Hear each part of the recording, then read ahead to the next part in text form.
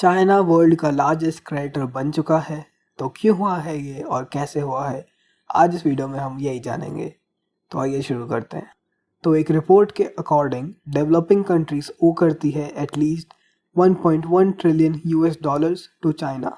Add data जो कि एक रिसर्च लैब है एट विलियम एंड मैरी जो कि वर्जीनिया में है, उसकी एक रिपोर्ट के according nearly 80% of China's lending portfolio in the developing world is currently supporting countries in distress। तो चाइना का जो लेंडिंग पोर्टफोलियो है डेवलपिंग वर्ल्ड में डेवलपिंग कंट्रीज को जो उसने लोन दे रखे हैं, उसमें से 80% लोन्स ऐसी कंट्रीज को हैं जो कि फाइनेंशियल डिस्ट्रेस से गुजर रही हैं।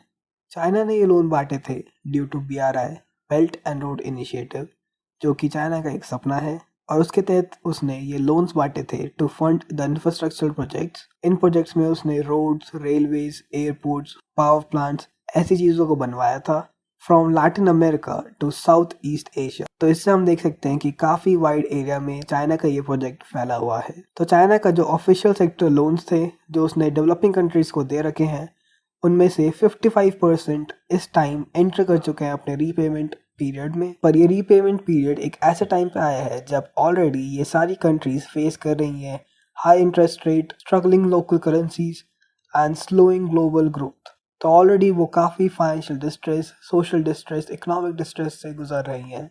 ये रीपेमेंट पीरियड पहले ही ड्यू था, पर ड्यू टू कोविड-19 पैंडमिक और उसमें जो इंटरनेशनल डेट सस्पेंशन एफर्ट्स करे गए थे, उसकी वजह से 2 साल एक्स्ट्रा दिए गए थे as grace period to the repayment due date. 2021 में ही जो चाइना की स्टेट ओन क्रेडिटर्स की आउटस्टैंडिंग डेट था, उनमें से 57 ऐसी कंट्रीज थी जो कि ऑलरेडी फाइनेंशियल डिस्ट्रेस से गुजर रही थी।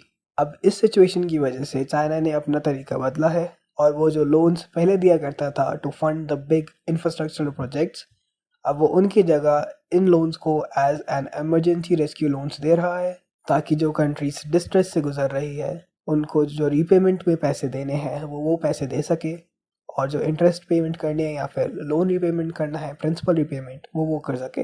इसी के चलते चाइना बन चुका है वर्ल्ड का single largest official source of development finance. US और उसके एलाइज भी ट्राई कर रहे हैं to cope up with it, और उन्होंने भी इंक्रीज करा है अपनी lending to the low and middle income countries, और 2021 में उन लोगों ने स्पेंड किए थे 61 बिलियन यूएस डॉलर्स। पर चाइना का ये लोन्स देने का, कंट्रीज की मदद करने का जो रियल मोटिव है वो उसके खुद का बेनिफिट है, क्योंकि not every nation who is in debt distress gets an emergency rescue loan from China.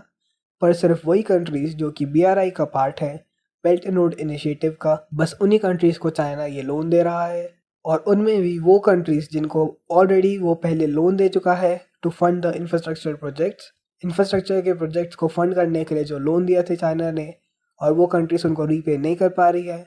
तो इसकी वजह से जो चाइना के बैंक्स हैं उनमें ये loan as an NPA, non performing assets ना बन जाए, बस इसी के लिए चाइना ये एक्स्ट्रा लोन दे रहा है उन कंट्रीज को। तो चाइना ये उन कंट्रीज के लिए नहीं बल्कि अपने खुद के बैंकिंग सेक्टर के लिए कर रहा है। ऑल्सो चाइना ने अब अपना तरीका बदला है, तो अब पूरा लोन खुद ना देके वो प्रोवाइड करता है सिंडिकेटेड लोन अग्रीमेंट्स, और इसके अंदर देखा गया है कि 80% of these agreements involve western और मल्टीलेटरल पार्टनर्स। चाइना के ऑफिशियल्स ने बोला है कि उन्होंने BRI को डेवलप किया है, उसको बेहतर किया है, और उसके अंदर वो हाई क्वालिटी डेवलपमेंट्स ला रहे हैं। असल में जो चाइना का BRI है, बेल्ट एंड रोड इनिशिएटिव, उस पर ये इल्ज़ाम लगा था कि वो ESG क्राइटेरिया को फुलफिल नहीं कर पा रहा है। ESG यानी एनवायरमेंटल, सोशल एंड गवर्नेंस। इसमें मेनली लेबर के हेल्थ को लेकर काफ़ी कंसर्न्स रेज किए गए थे। तो इस वीडियो में इतना ही, मिलता हूँ मैं अगली वीडियो में। Thank you for watching and subscribe for more.